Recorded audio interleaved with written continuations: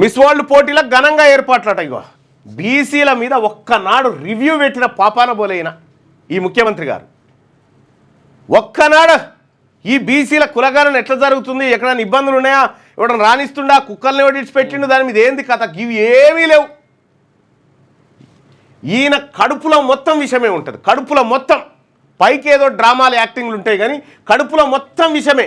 బీసీల పట్ల పచ్చి విషయం కక్కుతూ ఉంటాడు.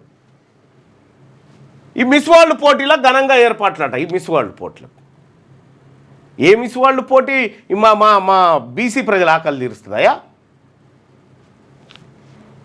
చేయవలసిందే దీనికి. కానీ బీసీ మీద, బీసీ కులగణన మీద ఒక్క రివ్యూ పెట్టలే. దేశానికి ఆదర్శమని పొంకనాలు కొడితే మీరంతా, ప్రభుత్వ పెద్దలంతా.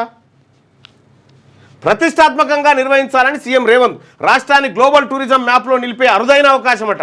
ప్రతినిధులు చారిత్రాత్మక ఇంకా ఆడికి పోయి ఏదో ఇండియా టీవీలో ఏమన్నా కాంక్లేవ్లో కూర్చొని ఒలింపిక్ క్రీడలు నిర్వహిస్తాం. ఇట చిరగొని ఆడేందుకే పైసలు లేవు మన తాన, గిలిదండ ఆడేందుకు పైసలు లేవు మన తాన, ఖజానా ఖాళీ లంకెబిందలు అనుకొని వస్తే కాలికుండలు ఉన్నాయని మనమే చెప్తే ఒలింపిక్ గేమ్స్ నిర్వహిస్తాం ఈడ అని చెప్పబడుతుంది.